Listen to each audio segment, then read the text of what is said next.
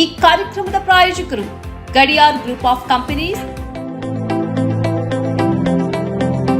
Gadiar Group of Companies, synonymous with excellence and innovation, stands as your dynamic partner for progress.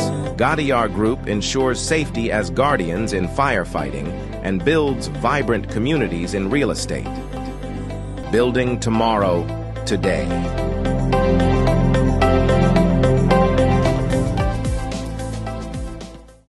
Kudukoli petrol pump Perla ವಿಶ್ವಾಸಾರ್ಹ ಸೇವೆಗೆ ಅಬ್ದುಲ್ಲಾ ಮದುಮುಲೆ ಸಾರಥ್ಯದ ಪೆರ್ಲಾ ಕುಡುಕೋಳಿ ಪಂಪ್ಗೆ ಭೇಟಿ ನೀಡಿ. ರಾಜ್ಯ ಹೆದ್ದಾರಿ 64ರಲ್ಲಿ ನಿಮಗಾಗಿ ಕಾಯುತ್ತಿದೆ.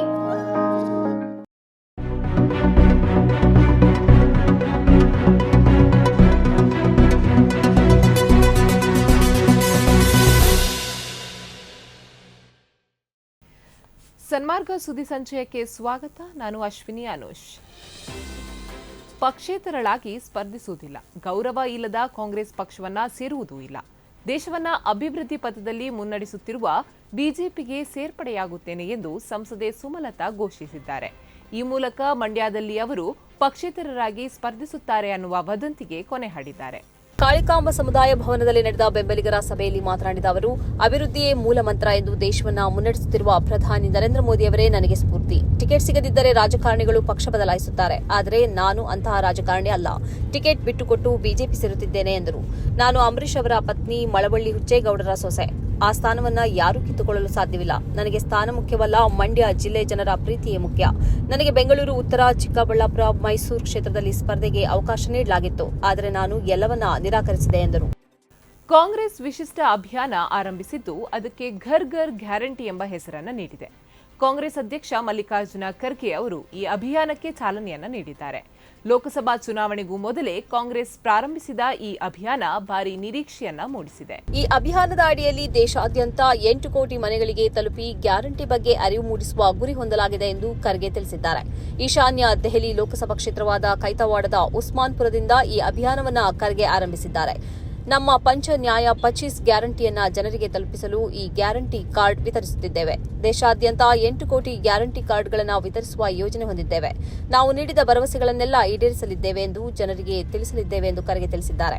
ಕಾಂಗ್ರೆಸ್ನ ಎಲ್ಲಾ ನಾಯಕರು ಹಾಗೂ ಕಾರ್ಯಕರ್ತರು ಈ ಕಾರ್ಡ್ ಅನ್ನು ಮನೆ ಮನೆಗೆ ತೆರಳಿ ವಿತರಣೆ ಮಾಡಲಿದ್ದಾರೆ. ಮೈತ್ರಿ ಸರ್ಕಾರವು ಅಧಿಕಾರಕ್ಕೆ ಬಂದ ಬಳಿಕ ಜಾರಿ ಮಾಡಲಿರುವ ಯೋಜನೆಗಳ ಬಗ್ಗೆ ಮನವರಿಕೆ ಮಾಡಲಿದ್ದಾರೆ ಎಂದು ಅವರು ಹೇಳಿದ್ದಾರೆ. ಉತ್ತರ ಪ್ರದೇಶದ ಬುಲಂದ್ ಶಹರ್ ಮಂದಿರದ ಹತ್ತಿರ ವಯೋವೃದ್ಧ ತಾಯಿಗೆ ಮಗ ಥಳಿಸಿದ ಮತ್ತು ಆ ತಾಯಿ ರಕ್ಷಣೆಗಾಗಿ ಅಂಗಲಾಚುತ್ತಿರುವ ವಿಡಿಯೋ ಸೋಷಿಯಲ್ ಮೀಡಿಯಾದಲ್ಲಿ ವೈರಲ್ ಆಗಿದೆ. ದುರ್ಗೇಶ್ ಶರ್ಮಾ ಎಂಬ ಈ ಕಿರಾತಕ ಮಗನನ್ನ ಆ ಬಳಿಕ ಊರಿನವರು ಹಿಡಿದು ಪೊಲೀಸರಿಗೆ ಒಪ್ಪಿಸಿದ್ದಾರೆ. ಆ ತಾಯಿ ಮಗನಿಗೆ ಭಯಪಟ್ಟು ಓಡುವುದು ವಿಡಿಯೋದಲ್ಲಿ ಕಾಣಿಸುತ್ತದೆ. ಅವರ ಹಿಂದೆ ಮಗ ಬೆತ್ತವನ್ನ ಹಿಡಿದು ಓಡಿಸುತ್ತಿದ್ದಾನೆ. ಈ ನಡುವೆ ಓಡುತ್ತಾ ಆ ತಾಯಿ ಎಡವಿ ಬೀಳುವುದು ವಿಡಿಯೋದಲ್ಲಿ ಸೆರೆಯಾಗಿದೆ. ಮಾತ್ರ ಅಲ್ಲ, ತನ್ನನ್ನ ರಕ್ಷಿಸುವಂತೆ ಹತ್ತಿರದ ಮನೆಗೆ ಹೋಗಿ ಈ ತಾಯಿ ಗೋಗೆರೆದಿದ್ದಾರೆ. ಆ ಮನೆಯನ್ನ ಬಿಟ್ಟು ಇನ್ನೊಂದು ಮನೆಗೆ ಹೋಗಿದ್ದಾರೆ. ಹೀಗೆ ತಾಯಿ ಬೇರೆ ಬೇರೆ ಮನೆಯಲ್ಲಿ ಸಹಾಯಕ್ಕಾಗಿ ಅಂಗಲಾಚುವುದು ಮತ್ತು ಮಗ ಬೆನ್ನಟ್ಟುವುದು ವಿಡಿಯೋದಲ್ಲಿದೆ. ಕೊನೆಗೆ ಊರವರು ಮಗನನ್ನ ಹಿಡಿದು ಪೊಲೀಸರಿಗೆ ಒಪ್ಪಿಸಿದ್ದಾರೆ. ಪೊಲೀಸರು ವಿಡಿಯೋದ ಹಿನ್ನೆಲೆಯಲ್ಲಿ ಕೇಸ್ ದಾಖಲಿಸಿದ್ದಾರೆ.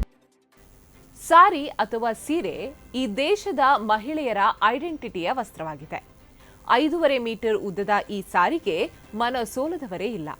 ಸಾರಿಯನ್ನ ಇಷ್ಟಪಡದ ಮಹಿಳೆಯರೂ ಇಲ್ಲ.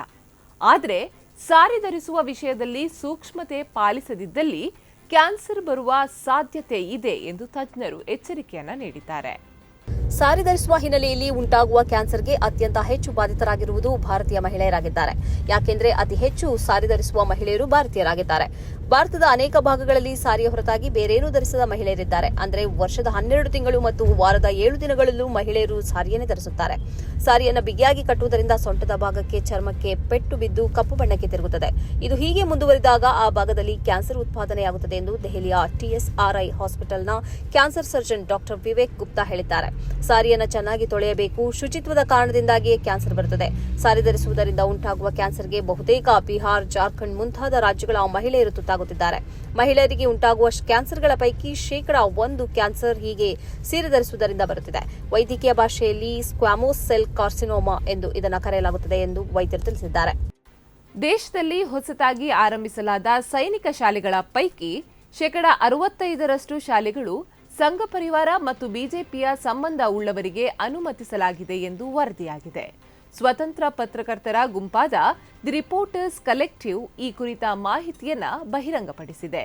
ಖಾಸಗಿಯಾಗಿ ಸೈನಿಕ ಶಾಲೆಗಳನ್ನು ತೆರೆಯಲು 2021ರಲ್ಲಿ ಕೇಂದ್ರ ಸರ್ಕಾರ ಅನುಮತಿ ನೀಡಿತ್ತು. ಸರ್ಕಾರಿ ಮತ್ತು ಖಾಸಗಿ ಜಂಟಿ ಸಹಭಾಗಿತ್ವದಲ್ಲಿ ಈ ಸೈನಿಕ ಶಾಲೆಗಳನ್ನು ತೆರೆಯಬಹುದು ಎಂದು ಹೇಳಲಾಗಿತ್ತು.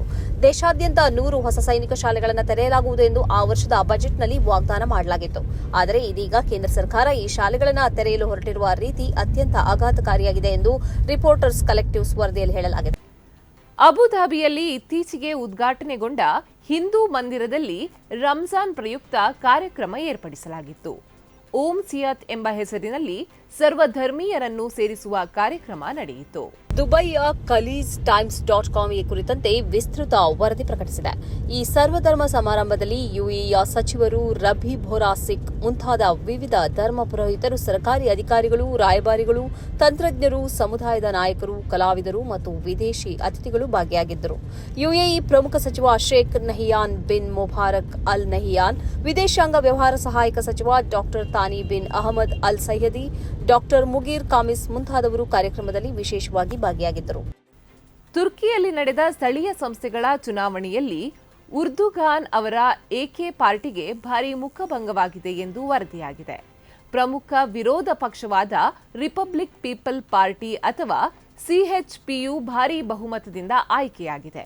ಮುಖ್ಯವಾಗಿ ಮೇಯರ್, ಜಿಲ್ಲಾ ಮೇಯರ್ ಮತ್ತು ಸ್ಥಳೀಯ ಮುಖ್ಯಸ್ಥರನ್ನ ಆಯ್ಕೆ ಮಾಡುವ ಚುನಾವಣೆ ಇತ್ತೀಚೆಗೆ ನಡೆದಿತ್ತು. ದಶಕಗಳ ಹಿಂದೆ ಉರ್ದುಗಾನ್ ಅಧಿಕಾರಕ್ಕೆ ಬಂದ ಬಳಿಕ ವಿರೋಧ ಪಕ್ಷಗಳ ಮೊದಲ ಗೆಲುವು ಇದಾಗಿದೆ ಎಂದು ಹೇಳಲಾಗಿದೆ.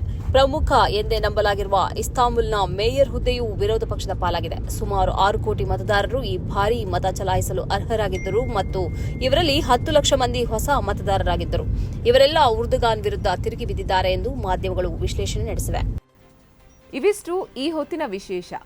ನಿರಂತರ ಸುದ್ದಿಗಾಗಿ ನೋಡ್ತಾ ಇರಿ ಸನ್ಮಾರ್ಗ ಸುದ್ದಿ ಸಂಚಯ. ಸುದ್ದಿಗಳ ಸಂತೆಯಲ್ಲಿ ಸತ್ಯದ ಮೊಂಬತ್ತಿ. ಇಂತಹ ಹಲವು ಸುದ್ದಿ ಮಾಹಿತಿ ವಿಶ್ಲೇಷಣೆಗಾಗಿ ಸನ್ಮಾರ್ಗ ನ್ಯೂಸ್ ಸಬ್ಸ್ಕ್ರೈಬ್ ಮಾಡಿ. ನಿರಂತರ ನೋಟಿಫಿಕೇಶನ್ ಪಡೆಯಲು ಬೆಲ್ ಐಕಾನ್ ಒತ್ತಲು ಮರೆಯದಿರಿ.